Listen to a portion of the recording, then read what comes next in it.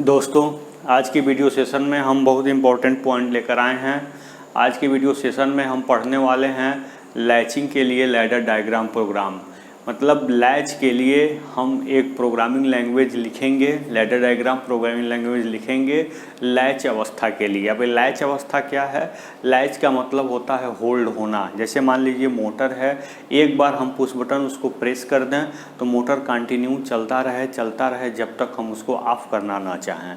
ठीक है ना? तो हम इस प्रकार से हम इस काम के लिए हम एक लैडर डायग्राम बनाएंगे। तो लैडर डायग्राम को समझने से पहले कुछ बेसिक टर्मिनोलॉजी को हमें समझना बहुत ज़रूरी होगा, तभी आप लैडर डायग्राम को आप समझ पाएंगे। ठीक है? तो लैचिंग के लिए क्या क्या चीज़ें ज़रूरी होती हैं उससे हम आपको पहले अवगत कराते हैं। ठीक है? तो हमारा एम क्या होगा, उद्देश्य क्या होगा, हमारा जो ऑब्जेक्ट है वो क्या है आज का ऑब्जेक्ट है ladder diagram programming language. Ladder diagram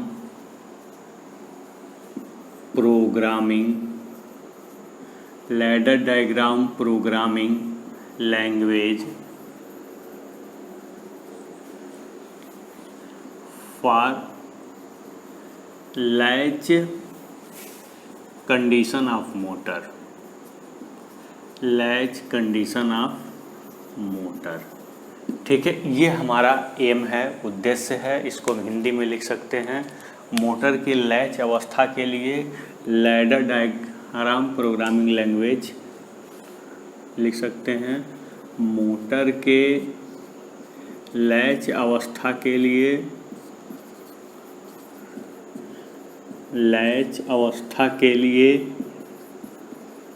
ladder diagram. ठीक है, चाहें तो और सारी चीज़ें लिख सकते हैं। तो इस बात को समझने के लिए, ये प्रोग्रामिंग लैंग्वेज बनाने के लिए कुछ हमें चीज़ों को जानना ज़रूरी होगा, तभी हम उसको समझ पाएंगे। जैसे हम बताएं आपको रिले के बारे में, रिले या आप कह सकते हैं कॉन्टैक्टर, सोलेनॉइड, जो भी आप कहें। तो ये जो रिले है, ये रिले कैसे वर्कआउट करता है, इसके बारे में थोड़ा सा हम एग्जाम्पल के द्वारा समझाना चाहते हैं। जैसे आपने पढ़ा है EDD फर्स्ट में आपने पढ़ा होगा कि अलार्म सर्किट में इलेक्ट्रोमैग्नेटिक कॉन्टैक्टर या रिले कैसे वर्क करता था। आप ध्यान से देखिए इसमें होता क्या था। ये आपका मान लीजिए कॉन्टैक्टर है, ये इसके आपके क्या थे, यहाँ पे ध्यान से देखिए तो ये आपके NC को हमने समझा ही दिया। ये आपका क्या है, NO है, ये आपका क्या है, कॉन्टैक्टर है। ठीक है? तो अगर मान लीजिए अगर ये रिले है तो इसमें पर्टिकुलर टाइम फीड करेंगे। तो फंक्शन आप समझिए, जैसे मान लीजिए कि इससे हमने क्या कनेक्ट कर दिया है, एक हमने ग्रीन बल्ब कनेक्ट कर दिया है और इससे हमने क्या कर दिया है, एक रेड बल्ब कनेक्ट कर दिया है। ध्यान से समझिएगा, हम समझाने के लिए बता रहे हैं, एक रफ डायग्राम है ये रिले को समझाने का। ठीक है? तो या कॉन्टैक्टर कह लीजिए। तो मान लीजिए अब होता क्या है इसमें, जब हम इसको सप्लाई देते हैं, यहाँ ये रिले नहीं है, यहाँ हम कॉन्टैक्टर को समझा रहे हैं। रिले कॉन्टैक्टर में कोई बहुत अंतर नहीं है। जब इसमें टाइम फीड कर देंगे तो यही कॉन्टैक्टर रिले बन जाएगा। ठीक है? अभी हम आपको समझाते हैं। तो इसमें है क्या कि जैसे मान लीजिए कि आपने इस कॉन्टैक्टर को चार्ज नहीं किया, बिना चार्ज के कंडीशन में है, तो ये कॉन्टैक्ट आपका NC है। तो NC होने का मतलब ये जो ग्रीन बल्ब है ये आपका ऑपरेट हो रहा है। ठीक है? और ये जो आपका रेड बल्ब है वो क्या है, ऑफ अवस्था में, क्योंकि ये NO कॉन्टैक्ट से जुड़ा हुआ है। इसका मतलब हुआ क्या कि अगर किसी लोड को तुरंत ऑपरेट नहीं करवाना है, मतलब रिले के एक्टिव होने के बाद ऑपरेट कराना है, रिले के एक्टिव होने से पहले उसको ऑपरेट नहीं कराना है, तो उसको NO कॉन्टैक्ट से जोड़ देंगे। अगर मान लीजिए कि रिले के एक्टिव होने के बाद लोड को ऑफ कर देना है, तो लोड को हम किससे कनेक्ट करा देंगे, NC से कनेक्ट करा देंगे। कैसे? ध्यान से देखिएगा। ये इस समय क्या है, आपका रेड बल्ब ऑफ अवस्था में है, ये आपका ग्रीन बल्ब क्या है, ऑन अवस्था में है। जैसे ही ये कॉन्टैक्टर एनर्जाइज होगा, इस आर्मेचर को अपने अंदर खींचेगा, तो ये NO NC में बदल जाएगा और ये NC किस में बदल जाएगा, ये NO में बदल जाएगा। ये NC किस में बदल जाएगा, ये NO किस में बदल जाएगा, NC में। जब ये खींचेगा तो आकर सट गया, यानी कि जो रेड बल्ब है वो ऑपरेट हो गया और ये जब पीछे आएगा तो ये NO हो जाएगा, NO होने वाला ग्रीन बल्ब क्या हो गया, ऑफ हो गया। इसका मतलब रिले के एक्टिवेशन के बाद ग्रीन बल्ब को ऑफ होना है, रेड बल्ब को जलना है। आप यूँ ऐसे भी कह सकते हैं कि जब तक रिले ऑपरेट नहीं हो रही है ग्रीन बल्ब को जलना है और रेड बल्ब को बुझना है, ठीक है। तो इलेक्ट्रोमैग्नेटिक कॉन्टैक्टर है, इसके अंदर एक कॉइल होती है, कॉइल एनर्जाइज हो जाती है, एक काम करती है। तो फिर रिले क्या है, time delay relay. Time delay relay में इसमें एक पर्टिकुलर टाइम क्या कर दिया जाता है, फीड कर दिया जाता है। मान लीजिए 10 सेकंड आपने फीड कर दिया, सप्लाई इसको दे दिया, तुरंत ये काम नहीं करेगा। अब 10 सेकंड के बाद यही प्रोसेस को करेगा जो कॉन्टैक्टर किया करता था, ठीक है। तो रिले का मतलब यही है, ये रिले के जो कॉन्टैक्ट होंगे अपने पर्टिकुलर कॉन्टैक्ट होंगे, और वो कॉन्टैक्ट जब वो रिले एक्टिव होगा तो कॉन्टैक्ट अगर NO है तो NC में हो जाएंगे, अगर NC है तो NO में हो जाएंगे। इसी बात को समझाने के लिए मैंने एक एग्जाम्पल आपके सामने रिप्रेजेंट कर दिया, ठीक है। अब हम आपको कुछ और चीज़ें बताएंगे, तब हम इस अपने ऑब्जेक्ट की ओर बढ़ेंगे। डायरेक्ट अगर हम ऑब्जेक्ट की ओर बढ़ेंगे तो सारी चीज़ें हमें समझ में नहीं आएंगे। देखिए कैसे, पहले होता क्या है, ठीक है। हम एक सारी चीज़ें रफली बता रहे हैं केवल हमें इस टॉपिक को समझाने के लिए। होता क्या है, पहले ये आपका ऑफ स्विच होता है, इसके बाद आपका ऑन स्विच होता है, इसके बाद आपका PLC होता है, PLC के बाद आपका क्या होता है, कॉइल कहिए या रिले कहिए, इसके बाद आपका क्या होता है,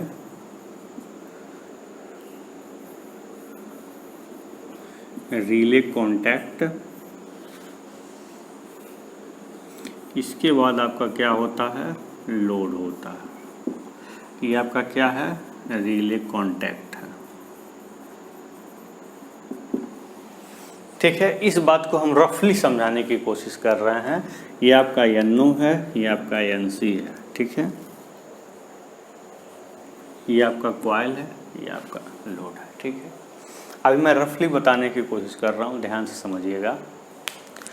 ये आपका NO है, जिसको आप NC भी कर सकते हैं, जब तक आप चाहेंगे NC रहेगा, बाद में पुनः NO हो जाएगा, ठीक है। ये आपका NO कॉन्टैक्ट है, इसको जब तक खींचे रहेंगे तब तक NO रहेगा, जैसे छोड़ेंगे NC हो जाएगा। PLC है, ये आपका आउटपुट रिले कॉइल है, ये रिले का कॉन्टैक्ट है जिससे लोड आपका ऑलरेडी लगा हुआ है, ठीक है।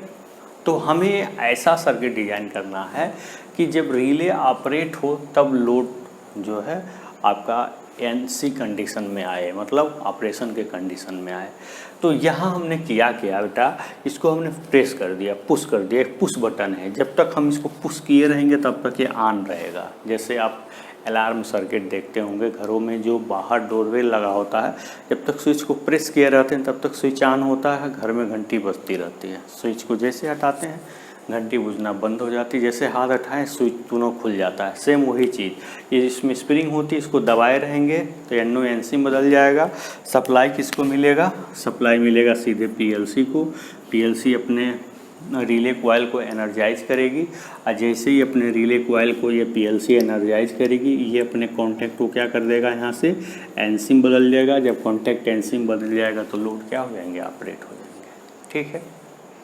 तो इस प्रकार से ये रिले क्या करता है, वर्क करता है। यानी कि एक कॉइल के अपना भी कॉन्टैक्ट होता है, जो कॉइल के एनर्जाइज होने के बाद NO को NC में या NC को NO में कन्वर्ट करता है। और फिर ये दोनों NO और NC दो स्विच होते हैं जो PLC को ऑन या ऑफ करने के लिए लगे होते हैं, ठीक है। बहुत सारी चीज़ें होती हैं, हम बहुत बातों को यहाँ बताएंगे तो आप कंफ्यूज हो जाएंगे। बस इतना समझिए, ये आपका NO है, ये आपका NC है, ठीक है। ये आपका आउटपुट कॉइल है, ये आपका रिले कॉन्टैक्ट है, ये आपका लोड है, ठीक है। हमारी बात आपको अच्छे तरीके से समझ में आ गई होगी। जो हम बताना चाह रहे हैं आप समझ रहे होंगे। हमें लोड को ऑपरेट करना है, जब रिले एक्टिव हो तब ऑपरेट करना है। हमने स्विच को NC में किया, सप्लाई PLC को मिली, इसका रिले कॉइल एनर्जाइज हुआ, अपने कॉन्टैक्ट को खींच दिया, ये यहाँ पे लग गया, लोड आपका एक्टिव हो गया, ठीक है। बात समझ में आ गई। अब मान लीजिए कि हमें क्या करना हो, हमें लोड को ऑफ करना हो तो हम क्या करेंगे, इस एनसी को एनओ में कन्वर्ट करेंगे। ठीक है, इसको जब हम ऑपरेट करेंगे तो एनसी एनओ में बदल जाएगा। जब तक हम इसको ऑपरेट किए हुए हैं तब तक एनसी एनओ में क्या हो गया, बदल गया। जैसे एनसी एनओ में बदला, पीएलसी को सप्लाई मिलना बंद हो गई, ये डी एनर्जाइज हो गया, अपने कॉन्टैक्ट को खींचे हुए था, छोड़ देगा, लोड आपका बंद हो जाएगा। यानी कि जब तक आपको चलाना है तब तक एनओ को एनसी में कन्वर्ट, जब तक चलाना है, चलाने के लिए हम इस स्विच का यूज करेंगे और बंद करने के लिए इस स्विच का यूज करेंगे। ठीक है, इसको प्रेस करेंगे, रिले कॉइल इसको ऑन कर देगी, सप्लाई आपको मिलता रहेगा। ठीक है, इसके रास्ते हैं, ये प्रेस कर देंगे तो कैसे सप्लाई उसको मिलता जाएगा, अभी हम जब लैडर डायग्राम बनाएंगे तो अच्छे तरीके से क्लियर हो जाएगा। हम यहाँ बस ये समझाना चाह रहे हैं कि ये दोनों स्विच अलग है और ये स्विच अलग है जो रिले के कॉइल पे डिपेंड करना चाह रही है। ठीक है, तो अब हम आपको बताने चल रहे हैं क्या मोटर के लैच अवस्था के लिए लैडर डायग्राम, उसके बाद हम फाइनली हम डायग्राम बनाएंगे जो 100% आपको समझ में आएगा। तो आप इसका स्क्रीनशॉट लीजिए, फिर हम आगे चलते हैं।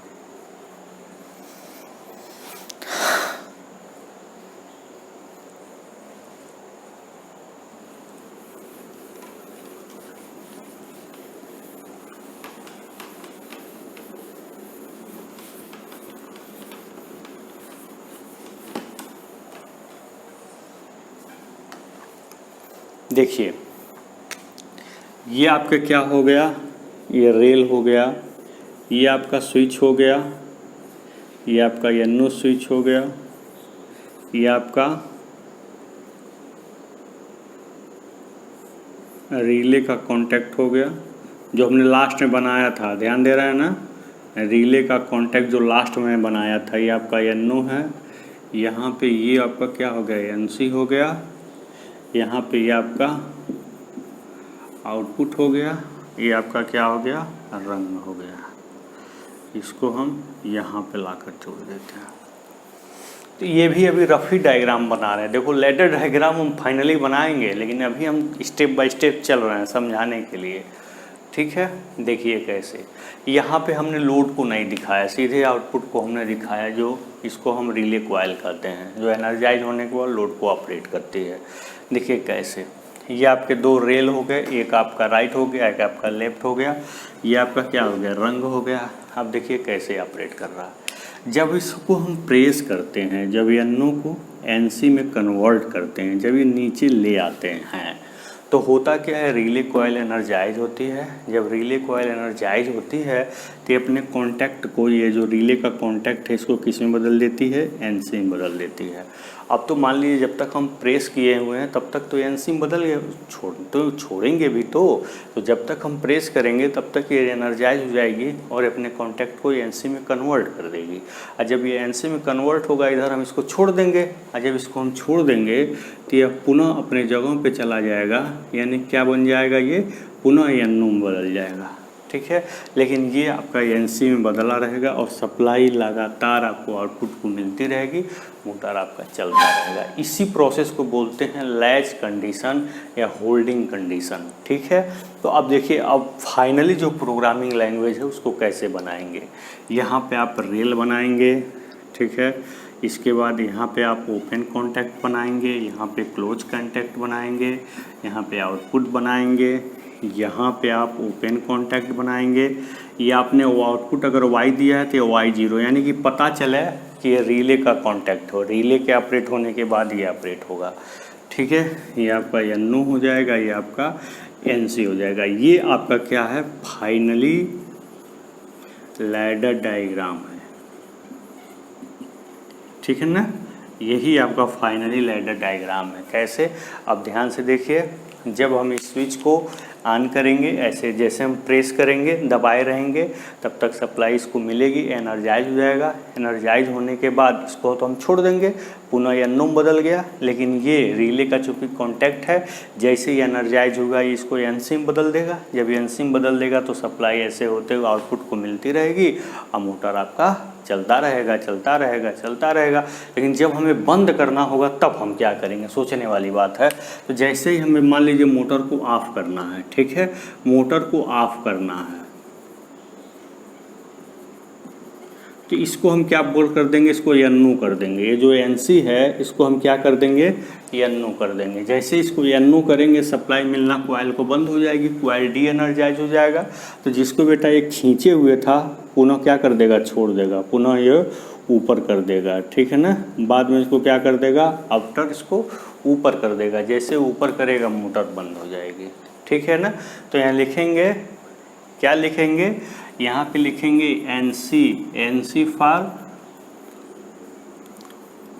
NC for close motor.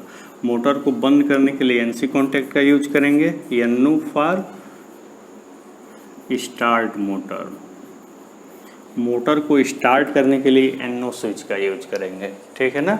इसको प्रेस करेंगे मोटर को स्टार्ट करने के लिए। इसको हम ऑफ करेंगे रिले को डी एनर्जाइज करने के लिए, ताकि ये भी कॉन्टैक्ट डी एनर्जाइज हो जाए और पुनः खुल जाए। तो इस प्रकार से हम लैचिंग अवस्था प्राप्त करते हैं लैडर डायग्राम की सहायता से। यही आपका लैडर डायग्राम है जो लैच अवस्था के लिए बनाया जाता है। ये बहुत ही इम्पोर्टेंट, जितना हम कहें उतना कम है, बहुत ही इम्पोर्टेंट है। अगर आपको ये जानकारी अच्छी लगी हो तो प्लीज़ इसको शेयर, लाइक, सब्सक्राइब ज़रूर करिए। हमें मोटिवेट करिए। हमें आप जितना मोटिवेट करेंगे आपके लिए बेस्ट से बेस्ट वीडियो हम आपको प्रोवाइड करने की कोशिश करेंगे, ठीक है। तो फिर हम आगे चलते हैं।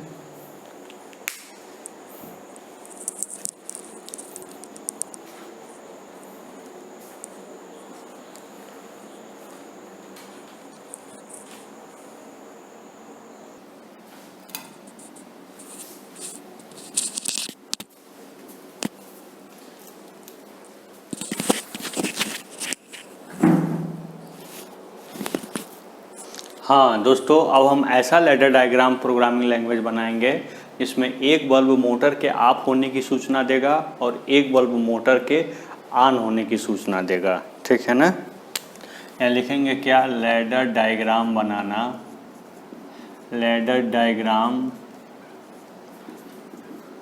प्रोग्राम लिखना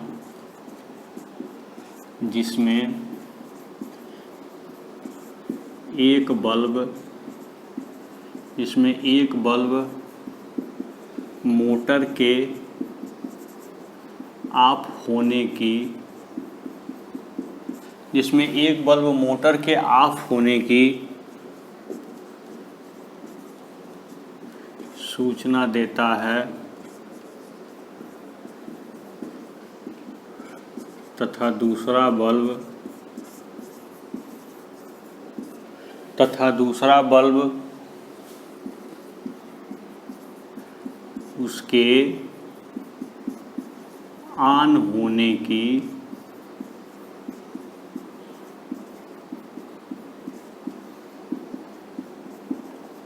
सूचना देता है, ठीक है। ऐसा लैडर डायग्राम प्रोग्राम लिखना जिसमें एक बल्ब मोटर के ऑफ होने की सूचना देता है और दूसरा बल्ब जो विजिबल होता है वो उसके ऑन होने की सूचना देता है। हम ऐसा लैडर डायग्राम बनाएंगे। देखिए कैसे बना रहे हैं। पहले लैच वाला तो हम बनाएंगे, लैच वाला ऐसे ही था, इसको तो हम बनाएंगे ही बनाएंगे, ठीक है। ये आपका सबसे पहले इसको हम बना लेंगे, ठीक है। ये आपका क्या था, NC हुआ करता थे, Y है, इसको आप Y1 ले लीजिए, ठीक है। एक हम NC स्विच लगाएंगे, ये आपका Y2 ले लीजिए इसको, और ये आपका एक बल्ब है L1। एक हम और स्विच लगाएंगे, N1 होगा, ये आपका क्या होगा, L2 होगा। बस यही आपका लैडर डायग्राम बन जाएगा। तो आप कहेंगे सर ये बताएं कैसे आप बनाए हैं, हमको समझाने की कोशिश करें। जैसे हम बना रहे हैं वैसे आप भी बनाएंगे, इसमें कोई बहुत ज़्यादा कॉम्प्लिकेशन वाला मैटर नहीं है, ठीक है। तो मान लीजिए ये जो बल्ब है, ये L1 जो बल्ब है, ये बता रहा है मोटर के ऑफ होने की सूचना दे रहा है, मोटर के ऑफ होने की सूचना दे रहा है, ठीक है ना। और ये जो आपका L2 है, ये क्या कर रहा है, मोटर के ऑन होने की सूचना दे रहा है, ठीक है ना। ध्यान दीजिएगा इन बातों पर, ठीक है। ये आपका L2 है, मोटर के ऑन होने की सूचना दे रहा है, और L1 क्या है, मोटर के ऑफ होने की सूचना दे रहा है। ये आपका Y1 है, Y2 है, ये आपका Y3 है, इसको हमने बताया, ये आपका लेफ्ट रेल है, ठीक है। ये आपका क्या है, ये आपका राइट रेल है, ठीक है। ये आपका क्या है, इसको बोलेंगे रंग 1, इसको बोलेंगे क्या, रंग 2, इसको क्या बोलेंगे, रंग 3, ठीक है। लेफ्ट रेल, राइट रेल रंग 1, रंग 2, रंग 3। ये आपका क्या है, NO है, ये आपका क्या है, NC है, ये आपका Y1, Y2, Y3 क्या है, रिले कॉइल्स हैं, ठीक है ना। यहाँ आप लिख सकते हैं, क्या लिख सकते हैं, ये चीज़ लिख सकते हैं, वेयर जहाँ Y1, Y2, Y3 are relay coil, क्या है ये तीनों, ये आपके रिले कॉइल हैं, ठीक है। ध्यान दीजिएगा। अब सोचिए, जब से ही हम यहाँ पे देखिए मोटर नहीं चल रहा है, क्योंकि यहाँ सप्लाई मोटर को नहीं मिल रही है, यहाँ भी आप है, यहाँ भी आप, मोटर नहीं चल रहा है। लेकिन देखिए इसका कनेक्शन सीधे लाइन से है, आपका ये बल्ब जल रहा है जो मोटर के ऑफ होने की सूचना दे रहा है, ठीक है। और ये L2 तो ऑन होने की सूचना दे रहा है, इसलिए मोटर चूँकि ऑन है नहीं, सप्लाई इसको भी नहीं मिल रही है, ये ऑफ है। लेकिन ये ऑन है बिना कुछ किए, इसका मतलब कि मोटर आपका क्या है, ऑफ है। ऑफ होने की सूचना कौन सा बल्ब दे रहा है, आपका L1 दे रहा है। अब मोटर को हमें ऑन करना है, तो what is position to on the motor, क्या इसका प्रोसीजर है।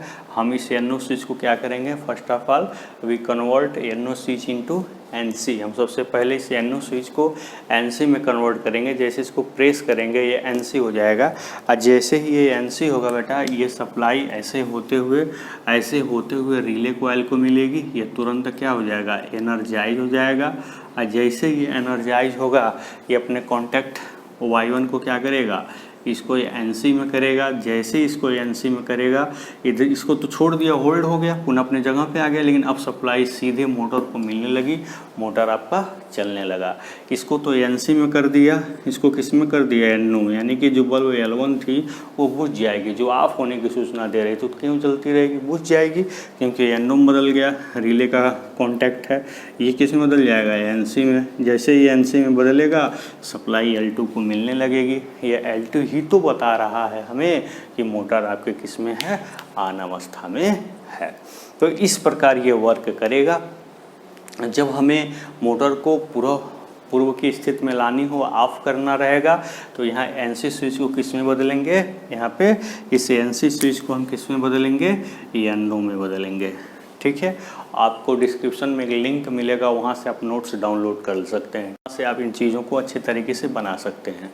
तो यहाँ जब मोटर को ऑफ करने के लिए करना होगा, फॉर क्लोज मोटर, मान लीजिए हमें मोटर को बंद करना हो, तो हम क्या करेंगे, इसको NO में बदलेंगे। इसको हम क्या करेंगे, पुश करेंगे ताकि NO हो जाए। जैसे ही NO हुआ, ये कॉइल डी एनर्जाइज होगी, या कॉन्टैक्ट जो NC था वो पुनः NO हो जाएगा, मोटर आपकी बंद हो जाएगी। ये आपका NC था, ये NO हो गया था, ये NC हो जाएगा, L1 चलने लगेगा, जो ये रिप्रेजेंट करेगा कि मोटर ऑफ है। और फिर आपका ये जो NC है पुनः NO हो जाएगा, ये बल्ब बुझ जाएगा, जो ये रिप्रेजेंट करता था कि मोटर चल रही है। मोटर तो अब चल नहीं रही है, क्योंकि आपने इस बटन का यूज किया। तो इस प्रकार आप कह सकते हैं कि दिस स्विच फॉर, इसको आप लिख सकते हैं कि ये जो NC स्विच है, यहाँ लिख सकते हैं this switch for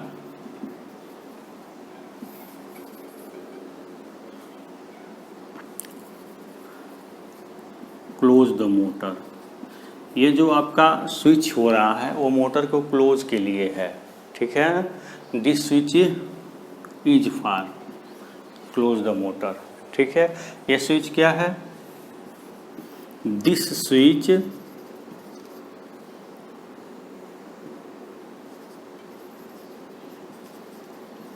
is open the motor, open for motor.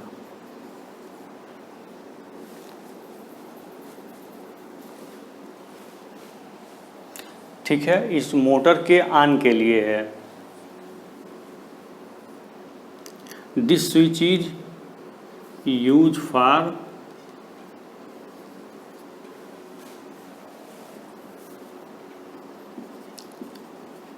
Start the motor. ठीक है, इसको लिख सकते हैं this switch is for close the motor. ये जो स्विच है मोटर को क्लोज करने के लिए है, ये जो स्विच है मोटर को स्टार्ट करने के लिए है।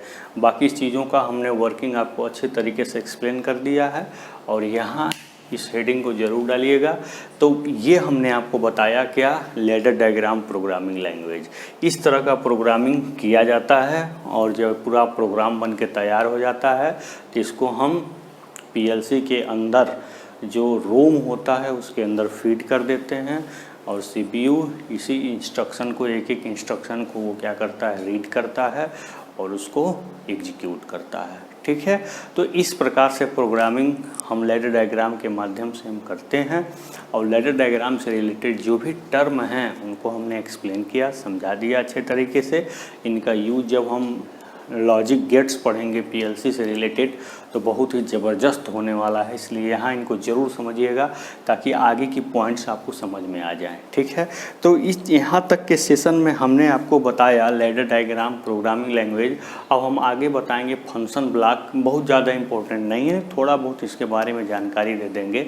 फिर स्ट्रक्चर टेस्ट लैंग्वेज क्या है, फिर इंस्ट्रक्शन लिस्ट लैंग्वेज क्या है, सिक्वेंशियल फ्लो चार्ट क्या है, ये सब कुछ एक तरीके का प्रोग्रामिंग लैंग्वेज है जो मेमोरी के अंदर एज ए प्रोग्राम लिखा जाता है। ठीक है, तो ये सारी चीज़ें बहुत ही इंपॉर्टेंट पॉइंट्स हैं, आप इनको ज़रूर समझिए, ज़रूर जानिए। वीडियो को अगर एक बार में समझ में नहीं आ रहा तो 1 से 2 बार में शो करिए, देखिए, इनको जानने के समझने का प्रयास करिए, बहुत अच्छे तरीके से आपको ज़रूर समझ में आएगा। तो आज के वीडियो सेशन में हम इतना ही रहने देते हैं, फिर नेक्स्ट वीडियो सेशन में हम आगे की बहुत इंपॉर्टेंट पॉइंट लेकर के आपके सामने रिप्रेजेंट करेंगे। ठीक है, तो आज हमने क्या क्या सीखा इसको थोड़ा सा एक बार रिकॉल कर लिया जाए।